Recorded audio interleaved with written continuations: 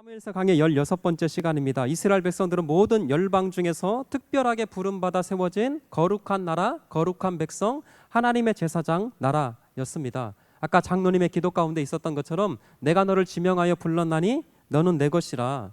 너희는 거룩한 백성, 거룩한 제사장 나라가 될 것이며 하나님의 소유된 백성이다.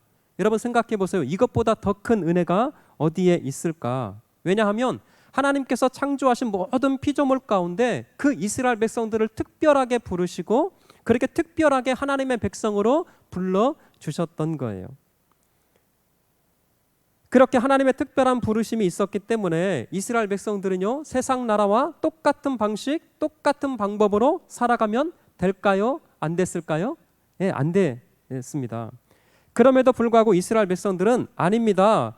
우리도 다른 나라와 같이 살고 싶습니다. 우리도 다른 나라들과 같이 열방과 같이 우리에게 왕을 세워주세요. 그렇게 사무엘 선지자를 통해서 하나님 앞에 요구했던 거예요. 지난주에 말씀드린 대로 이런 백성들의 요구는 단순히 정치적인 어떤 목적을 해결하기 위한 것이 아니라 신앙적이고 종교적인 문제에서 비롯된, 다시 말씀드려서 하나님을 거부하는 마음에서 나타난 행동이었고 요구였다라는 거예요.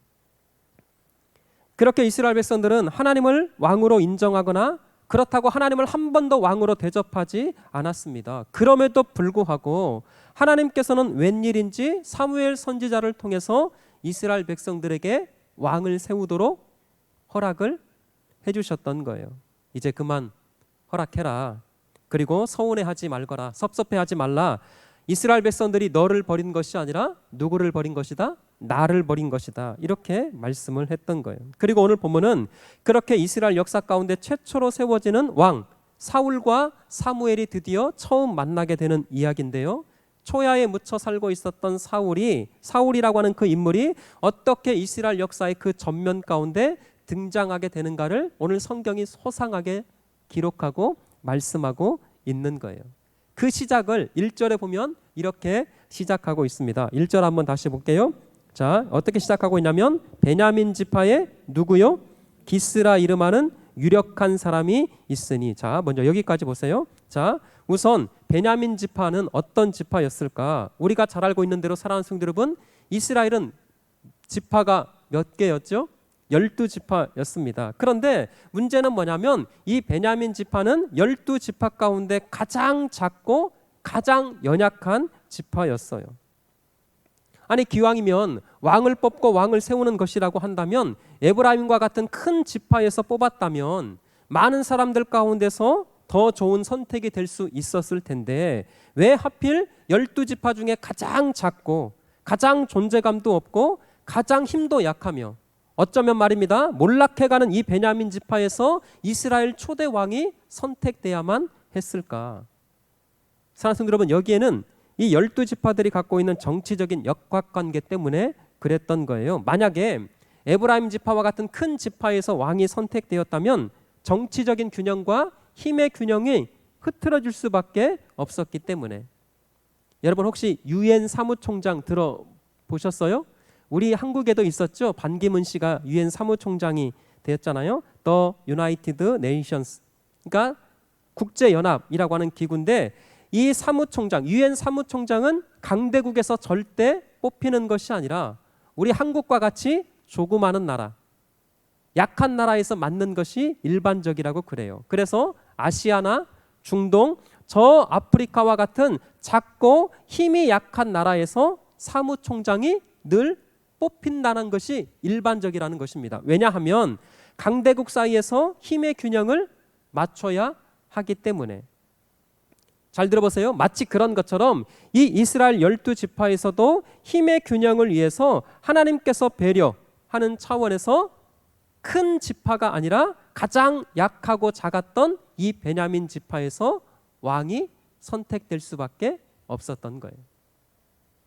그런데 더 중요한 것은 이것입니다. 사랑하는 성도 여러분, 이 베냐민 지파가 참 용맹스럽습니다.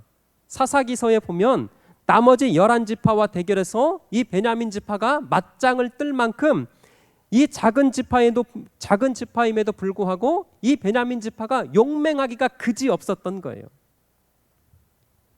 물론 성경에 보면 이 베냐민 지파가 나머지 11지파를 상대해서 용맹스럽게 싸웠지만 모두 다 죽고 600명만 겨우 남게 되었어요. 그러나 어쨌든 이 베냐민 지파는 그 11지파와 더불어서 맞짱을 뜰 만큼 용감하고 호전적이고 정말 용맹스러운 지파가 어떤 지파였다고요? 베냐민 지파였어요. 근데 다시 한번 1절 보세요. 그 베냐민 지파에 누구라 이름하는? 기스라 이름하는. 우리는 자꾸 기스 하면은 그 일본 말이 생각나서 그 기스가 생각나는데 그 기스 전혀 아니에요. 자 보세요. 이 기스라고 하는 이름의 뜻이 뜻밖에도 흠집이라고 하는 일본 말이 아니라 뜻이 굉장히 좋습니다. 용감한 자라고 하는 뜻을 가지고 있어요. 자, 왜 이것이 중요한지 사랑하는 성도 여러분 저를 보세요. 아하, 베냐민 지파는 작은 지파였습니다. 연약한 지파였어요. 그런데 이 베냐민 지파의 이 성격 자체가 호전적이고 용맹스럽고 전투적이에요. 그런데 그 베냐민 지파의 또 뜻밖에도 어떤 사람? 그 베냐민 지파에서 가장 용감한 자 중에 한 사람이었던 기스라고 하는 사람이 있었다 그 말입니다. 자, 특별히 다시 한번 1절 한번 띄워주실래요? 자, 1절이 어떻게 시작하는지 사랑하는 성도 여러분 잘 보세요. 베냐민 지파에 이렇게 시작하고 맨 마지막이 베냐민 사람이더라. 그러니까 베냐민이라고 하는 이름을 강조하고 있습니다. 성경이 의도적으로 이렇게 표현하고 있어요. 그만큼 용감하고 당시 사회적인 상황에서 잘 나가는 배경을 가지고 있는 사람이 이 기스라고 하는 사람이었다. 그것을 암시하고 있는 것입니다. 다시요. 1절 한번 다시 띄워주시면 베냐민 지파에 기스라 이름하는 어떤 사람이 있었대요? 또 유력한 사람이 있었대요. 유력하다라고 하는 이 말의 뜻을 찾아보니까 예 맞습니다. 물질적인 부자를 말하고 있는 거예요. 땅이 많았던 사람. 그러니까 베냐민 지파의 기스라고 이름하는 이 사람이 있는데 유력한 사람, 굉장히 부유한 집안의 출신이었습니다. 그러면서 이 기스라고 하는 사람의 혈통을 자세하게 소개하고 있는데 자 1절 한번 이제 쭉 한번 다시 읽어볼게요. 중요하니까. 자 시작. 베냐민 지파에 기스라 이름하는 유력한 사람이 있으니 그는 아비엘의 아들이요 스롤의 손자요 베고랏의 증손이요 아비아의 현손이며 베냐민 사람이더라. 아멘. 자, 잘 보세요. 성경에서 항상 중요하고 집안이 좋을 때는 언제나 어김없이 찾아오는 것이 족보를 쭉 나열하는 거예요. 그러니까 별 볼 일 없는 사람이다 그러면 이름만 딱 나오는데 진짜 중요하고 무언가 특별한 집안이 괜찮다 하면 어김없이 나오는 것이 뭐가 나온다고요? 족보가 나와요. 그러면 보세요. 사랑하는 성도 여러분, 베냐민 지파에 기스라 이름하는 유력한 사람이 있어요. 근데 그 사람을 어떻게 소개하냐면 족보를 쭉 나열하고 있습니다. 그러면 지금 이 기스라고 하는 사람, 이 집안은 괜찮은 집안, 안 괜찮은 집안? 괜찮은 집안이었어요. 근데 잘 들으세요. 아하, 가장 용맹스럽고 호전적이고 전투적인 그 베냐민 지파에 그것도 특별하게 기스라고 이름하는 가장 용감한 한 사람이 있었는데 그 아들을 2절에서 이렇게 딱 소개하고 있는 거예요. 자, 2절 한번 볼게요. 2절. 자, 시작. 기스에게 아들이 있으니 그의 이름은 사울이요 준수한 소년이라. 이스라엘 자손 중에 그보다 더 준수한 자가 없고 키는 모든 백성보다 어깨 위만큼 더 컸더라. 아멘. 자, 이해되셨죠? 1절과 2절이 지금 성경이 무엇을 말씀하고 싶은 것일까? 정말 베냐민 지파의 가장 전투적이고 용맹스러운 그 지파 중에 그것도 가장 싸움을 잘하는 기스라고 하는 사람이 있었는데 부유한 집안입니다. 근데 그 사람의 또 아들이 있는데 그 아들의 이름이 2절에 보니까 누구래요? 사울이었어요. 그런데 보세요.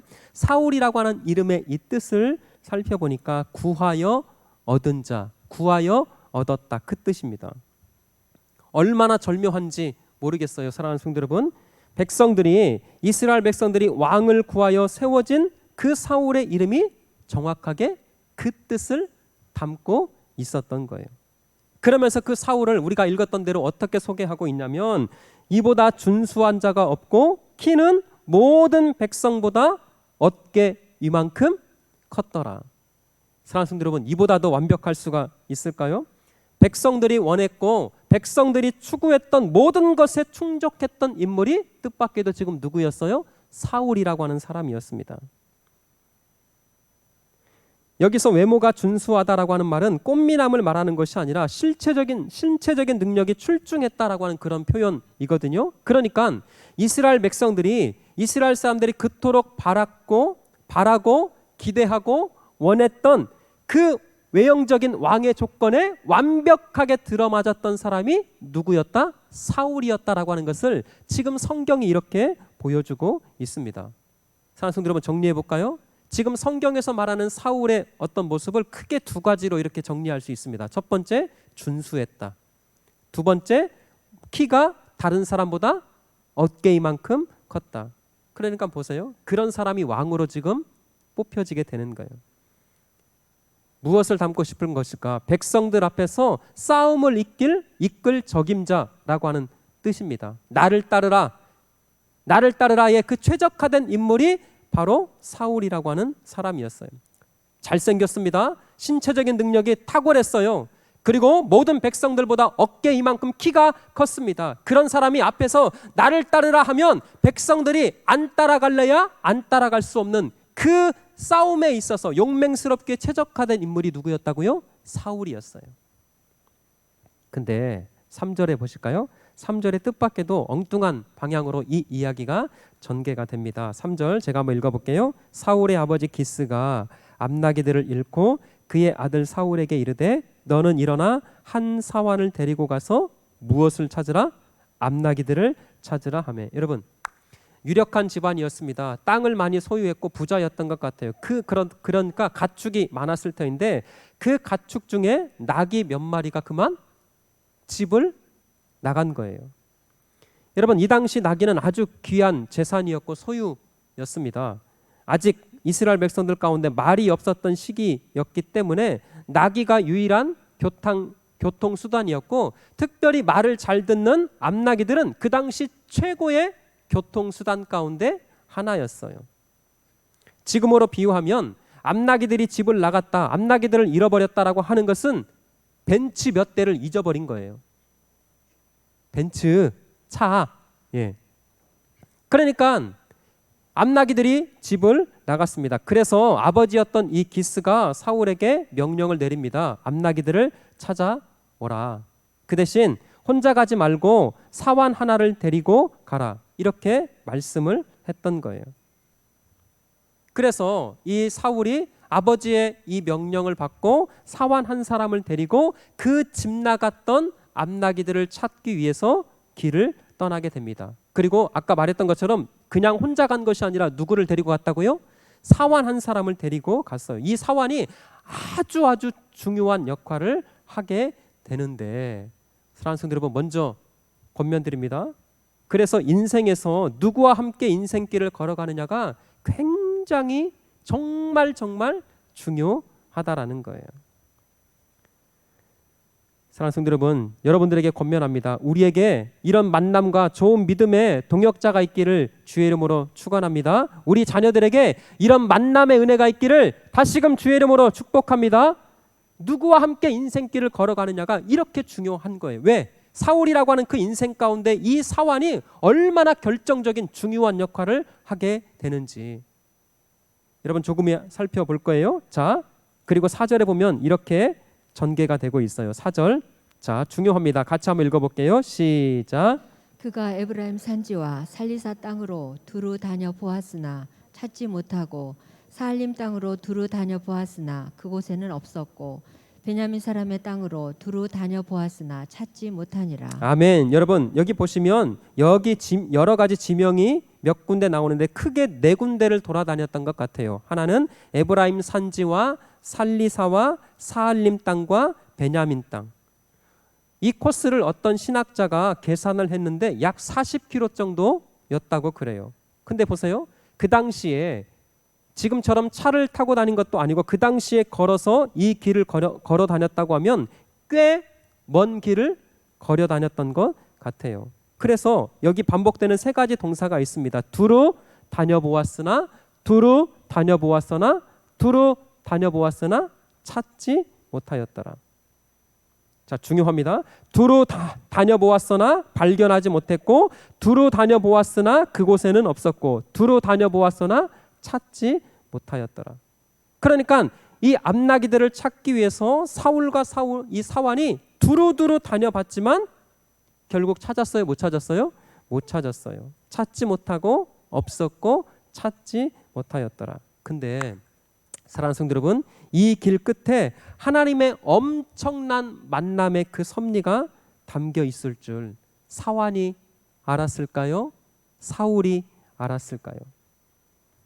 사랑하는 성도 여러분, 말씀을 묵상하면서 먼저 우리가 중요하게 받아야 할 것이 이것이라고 제가 생각이 들어졌습니다. 하나님은 이처럼 우리의 사소한 그 일상 속에 하나님의 엄청난 경륜, 하나님의 엄청난 섭리와 뜻을 감추어 둘 때가 너무나 많이 있다라는 거예요. 사랑하는 성도 여러분, 권면하고 부탁드립니다. 사소한 일상, 평범한 일상, 성실하게 하나님께서 맡겨주신 모든 일에 성실하게 책임을 다하는, 충성을 다하는 하나님의 백성들 되시기를 주의 이름으로 축원합니다. 왜요? 우리의 평범한 일상 가운데 하나님의 놀라운 섭리와 하나님의 놀라운 계획을 감추어 두고 있기 때문에. 그래서 여러분, 일상을 살아가면서 이거 할까 말까 고민하는 것이 있을 때는요, 기도하고 하세요. 기도하고 도전, 앞으로 나아가면 하나님께서 그 모든 길 속에 함께 하시고 하나님의 엄청난 경륜과 섭리를 이루어 가실 줄 믿습니다. 하셔야 돼요. 하셔야 돼요. 어쨌든 보세요. 그렇게 열심히 암나기를 찾고 두루다니며 찾았지만 헛수고였어요. 그래서 이 사울이 사환에게 이렇게 말을 합니다. 아무리 찾아도 없는데 우리 이제 그만 돌아가자. 암나기는 고사하고 아버지께서 우리 때문에 걱정하실 것 같다. 우리 나중에 다시 와서 찾자. 그렇게 사울의 마음이 기울어졌어요. 그것이 5절 말씀인데, 자, 5절을 이렇게 말씀하고 있어요. 자, 5절 제가 먼저 읽습니다. 그들이 숲땅에 이른 때에 사울이 함께 가던 사환에게 이르되 돌아가자. 내 아버지께서 암나기 생각은 고사하고 우리를 위하여 걱정하실까 두려워하노라 하니. 자, 6절 한번 같이 읽어볼게요. 자, 시작. 그가 대답하되 보소서, 이 성읍에 하나님의 사람이 있는데 존경을 받는 사람이라. 그가 말한 것은 반드시 다 응하나니 그리로 가사이다.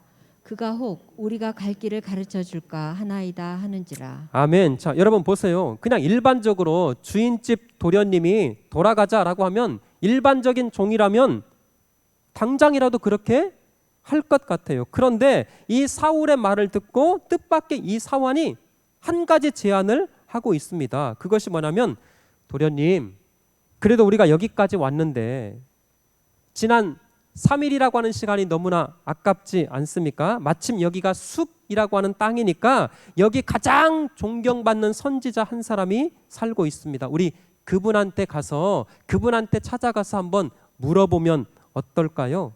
이렇게 사환이 지금 이야기를 하는 거예요. 자, 잘 들어보세요. 제가 한 주간 동안 이 6절 말씀을 가장 많이 묵상한 본문이에요. 이 땅을 은혜로 살아가는 인생, 그래서 우리가 하나님의 청지기로서 이 땅을 살아가고 있을진데 그리스도 예수의 종된 인생으로 살아가는 것이 저와 여러분들 성도들의 인생일진데, 만약 종으로서 비유된 그리스도 예수의 종된 내 삶을 놓고 비유할 때 나는 과연 어떤 삶을 살아가고 있을까?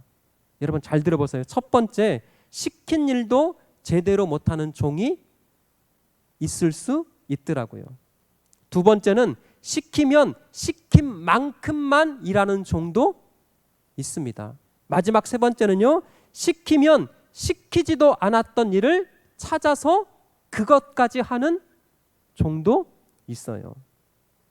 여러분, 지금 여기 등장하는 사환은 몇 번째죠? 세 번째였던 것 같아요. 그러면서 은혜가 많이 됐어요.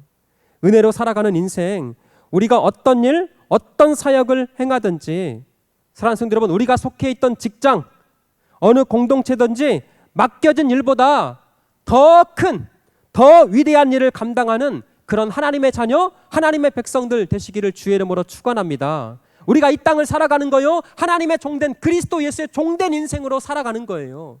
그러면 시킨 만큼만 하는, 어쩌면 세상 사람들은 그것도 잘했다고 칭찬할 수 있어요. 그러나 성경이 말하는 그리스도 예수의 종된 믿음의 삶은요, 시킨 만큼만 하는 것이 아니라 시키지도 않은 것까지 찾아서 청직이 된 그 믿음의 삶을 살아가는 것.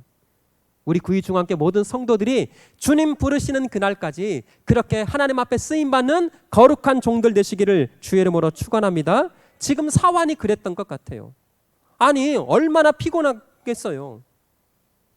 어쩔 수 없이 주인에게 종속되어서 그렇게 살아가는 인생인데 주인은 돌아가자, 우리 집으로 그냥 돌아가자 하는데 이 사환이 뜻밖에도 아이고 주인님 여기까지 왔으니까 그냥 돌아가지 말고 우리 여기 선지자가 있는데 그 선지자한테 가서 한번 물어보면 어떨까요? 그러면서 7절 8절에 이렇게 이야기가 돼요. 7절 제가 읽습니다. 사울이 그의 사환에게 이르되 우리가 가면 그 사람에게 무엇을 드리겠느냐? 우리 주머니에 먹을 것이 다하였으니 하나님의 사람에게 드릴 예물이 없도다. 무엇이 있느냐 하니 여러분 이렇게 말했는데요. 사환이 한 걸음 더 나아가서 8절에 이렇게 말하는 거예요. 자, 8절 시작. 사환이 사울에게 다시 대답하여 이르되 보소서 내 손에 은 한 세겔의 4분의 1이 있으니 하나님의 사람에게 드려 우리 길을 가르쳐 달라 하겠나이다 하더라. 아멘. 사환이요 시키지도 않았는데 자기 돈을 내어서 주인을 위해서 지금 충성하고 헌신하고 있어요. 어떻게 이런 일이 있을 수 있을까? 주인은 돌아가자 하는데 아이고 우리 돌아가지 말고 지난 시간이 너무나 아까우니까 우리 선지자를 한번 찾아가 보는 건 어떨까요? 야, 돈 없어. 예물 드릴 거 없어. 저한테 은 4분의 1 세겔이 있습니다. 이거 드리면 어떨까요? 야, 진짜 충성된 종. 그렇게 이 신실하고 충성된 사환을 통해서 드디어 사울과 사무엘이 만나게 되는 거예요. 그러면서 한 가지 또 이런 생각이 들었습니다. 사환의 이 충성도 충성이지만 사환이 왜 이렇게 사울에게 충성했을까? 어쩌면 말입니다. 왕으로 기름 부어 세우기 전까지 사울은 주인으로서 참 매력적인 어떤 것이 있었던 것 같아요. 참 겸손하고 아랫사람이라고 해서 함부로 대하거나 무시하거나 맞구짓고 호통치고 때리고 그런 인생이 아니라 사환에게 종에게 인정받고 존경받을 만큼 그런 겸손함이 특별한 매력이 사울에게 있었던 것 같아요. 어쨌든 그렇게 해서 이 두 사람이 사무엘을 찾아가게 됩니다. 그게 이제 오늘 우리가 읽었던 10절의 말씀이에요. 자, 사랑하는 성도 여러분 말씀을 읽으셔야 돼요. 자, 10절 한번 같이 읽어보겠습니다. 자, 시작. 사울이 그의 사환에게 이르되 내 말이 옳다. 가자 하고 그들이 하나님의 사람이 있는 성읍으로 가니라. 아멘. 여기 성경이요. 잘 들어보세요. 그들이 하나님의 누구요? 사람이 있는 성읍으로 가니라. 말씀이 있는 곳, 예배가 있는 곳, 하나님의 영광이 머무는 그 사람을 성경은 어떻게 표현하고 있냐면 그냥 선지자 사무엘 그렇게 표현하지 않고 하나님의 사람. 사랑하는 성도 여러분, 우리 인생 은혜로 살아가는 저와 여러분들의 인생 일진데 하나님의 말씀이 임하고 하나님의 영광이 날마다 새롭게 부어짐으로 말미암아 우리 인생 세상 사람들이 추구하는 그 어떤 인생으로 전락하는 것이 아니라 하나님의 사람으로 그렇게 끝까지 세워져 가시기를 주의 이름으로 축원합니다. 그렇게 지금 사울과 사무엘이 만나게 됐던 거예요. 다시 말씀드립니다. 이 만남은 우연한 만남이 아니었어요. 하나님의 계획과 하나님의 엄청난 섭리 가운데 이 두 사람이 만나고 있는 거예요. 말씀을 묵상하는데 또 여러분 서울 온누리교회 가면 노사연 권사님이라고 하는 분이 계셔요. 그분이 이런 노래를 불렀어요. 우리 만남은 우연히 이런 노래 불러도 천국 가요. 우리 만남은 우연이 아니야. 그것은 우리의 바램이었어. 이 노래가 계속 또 그러니까 마찬가지예요. 하나님의 사람 이 사무엘과 사울의 만남이 어쩌다 보니까 우연하게 만난 것이 아니라 하나님의 정확한 계획과 경륜과 섭리 속에서 이 두 사람이 만나게 되는 거예요. 그 만남을 자 우리 15절에서 17절까지 이렇게 만남을 이어가고 있습니다. 자, 잘 보세요. 제가 먼저 15절 읽습니다. 사울이 오기 전날에 여호와께서 사무엘에게 알게 하여 이르시되 시작. 내일 이맘때에 내가 베냐민 땅에서 한 사람을 내게로 보내리니 너는 그에게 기름을 부어 내 백성 이스라엘의 지도자로 삼으라. 그가 내 백성을 블레셋 사람들의 손에서 구원하리라. 내 백성의 부르짖음이 내게 상달되었으므로 내가 그들을 돌보아노라 하셨더니 17절 시작. 사무엘이 사울을 볼 때에 여호와께서 그에게 이르시되 보라 이는 내가 내게 말한 사람이니 이가 내 백성을 다스리리라 하시니라. 아멘. 이가 내 백성을 다스리리라 하시니라. 여러분 보세요. 사울의 집에서 암나기들이 집을 나아갔어요. 그 암나기들을 찾기 위해서 아버지였던 기스가 사울에게 암나기들을 찾아오라 이렇게 명령을 합니다. 그리고 그 길에 뜻밖에도 한 사환을 데리고 동행을 하게 되죠. 그리고 사울이 이 사환과 더불어서 두루 다녀보았으나 찾지 못했어요. 그리고 그 맨 길 끝에 우연히 숲이라고 하는 땅에 이르게 하셨습니다. 그리고 그곳에서 하나님의 사람 선지자 사무엘을 만나게 하신 그 모든 배후의 손길에는 누가? 하나님이 함께 계셨던, 하나님의 정확한 그 손길이 두 사람의 인생길에 함께하고 계셨던 거예요. 그렇구나. 이 모든 역사의 주권은 하나님 앞에 있는 거구나.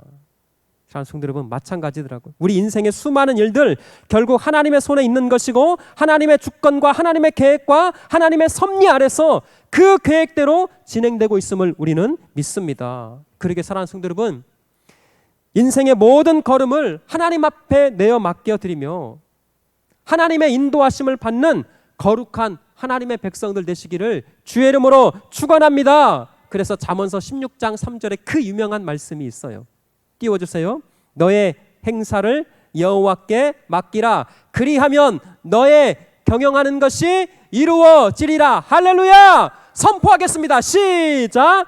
너의 행사를 여호와께 맡기라. 그리하면 내가 경영하는 것이 이루어지리라. 할렐루야. 믿으십니까? 우리의 모든 행사, 우리의 모든 인생의 걸음걸음을 전능하신 하나님, 살아계신 주님 앞에 내어 맡기기만 한다면 헛된 인생, 헛수고로 살아가는 것이 아니라 하나님께서 그 계획하심과 섭리하심과 목적하신 대로 우리의 모든 것들을 이루어 가실 줄 믿습니다. 예, 지금 사울과 사무엘이 만나는 그 인생길에 그런 놀라우신 하나님의 섭리하심이 있었던 거예요. 근데 이제 마지막이에요. 그런데 여기 어려운 말씀이 있어요. 그게 16절 말씀이에요. 이 부분을 어떻게 해석해야 될까? 한 목사도 굉장히 고민을 많이 했습니다. 16절 한번 띄워주실래요? 자, 보세요. 내가 내일 이맘때에 내가 베냐민 땅에서 한 사람을 내게로 보내니 너는 그에게 무엇을 부어요? 기름을 부어. 자, 저를 먼저 보시고 기름을 부어라고 하는 이 말이 구약 성경으로 표현하면 메시아, 이 말을 신약으로 표현하면 뭐라고 그러죠? 예, 장로님 말씀에 그리스도라고 하는 말이에요. 다시 여기서 기름을 붓다라고 하는 말이 구약 성경을 그대로 표현을 하면 메시아, 신약으로 표현하면 그리스도. 자, 사울을 지금 그리스도라고 하는 그 기름 부음의 이름으로 대체하고 있어요. 또 한번 띄워주세요. 자, 기름을 부어 내 백성 이스라엘의 무엇으로? 지도자로 삼으라. 그 다음에 내가 내 백성을 블레셋 사람들의 손에서 뭐하리라? 구원하리라. 자, 저를 보시고 제가 참 어렵게 느껴졌던 것이 바로 이 두 가지예요. 기름을 붓다, 그리고 내 백성을 구원하리라. 사울은 이스라엘의 초대 왕으로 기름 부음을 받은 왕이었습니다. 그리고 그 사울을 통해서 하나님의 약속은 내 백성을 뭐하리라? 구원하리라. 그런데 우리가 이제 살펴보겠지만 사울은 그런 하나님의 뜻을 온전하게 감당하지 못하고 실패했던 왕이었어요. 아니, 분명히 지금 성경이 그 사울을 불러서 메시아 그리스도라고 하는 그 호칭과 더불어서 기름을 부었고 하나님의 백성들을 구원할 것이다, 이렇게 선언은 되어 있는데 막상 뚜껑을 열어보니까 사울은 그렇게 살지 못했어요. 그럼 도대체 이게 뭐냐? 잘 들어보세요. 결국 인간들이 세운 왕, 인간들이 구하고 인간들이 추구한 그런 왕의 결론이 어떠한가를 성경이 이렇게 지금 보여주고 있더라고요.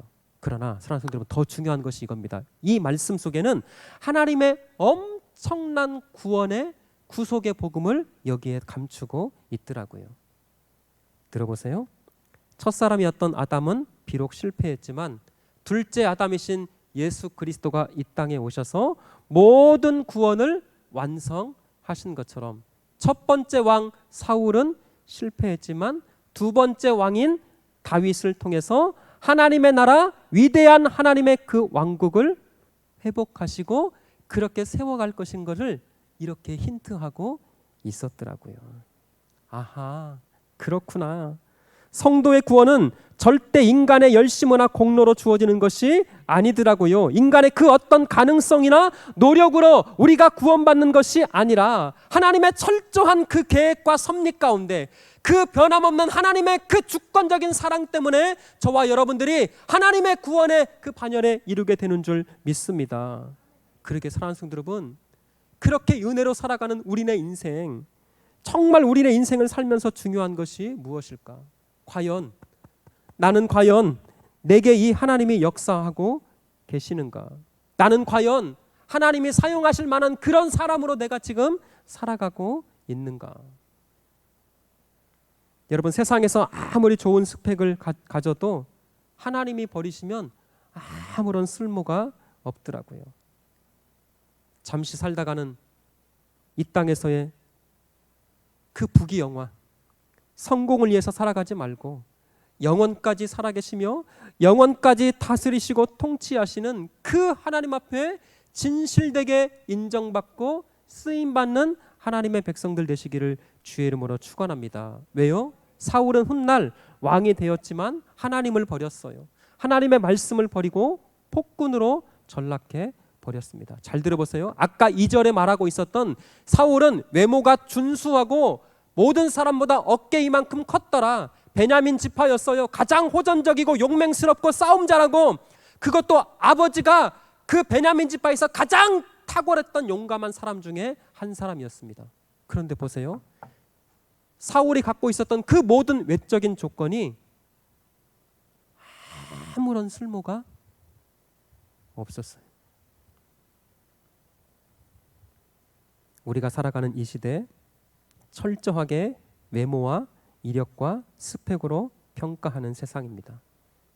사랑하는 성도 여러분, 우리 자녀들이 배우자를 선택할 때 외모가 아니라 내면에 가진 하나님을 향한 그 뜨거운 마음, 그 하나님을 향한 진짜 실력을 가진 자, 그런 사람들을 배우자로 선택할 수 있어야 돼. 우리 손주들이, 청년들에게 부탁합니다. 외모와 실력이 아니라 하나님을 사랑하는 사람들을 먼저 찾고 그런 하나님의 동역자를 구하시기를 주의 이름으로 축복합니다.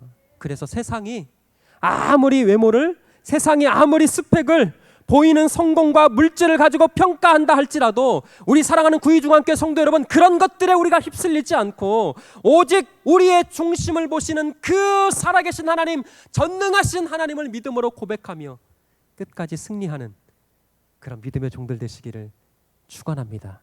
그럴 때 하나님이 사용하시고, 그럴 때 하나님이 우리를 지키시고 더 풍성한 하늘의 복으로 채워주실 줄 믿습니다. 여러분,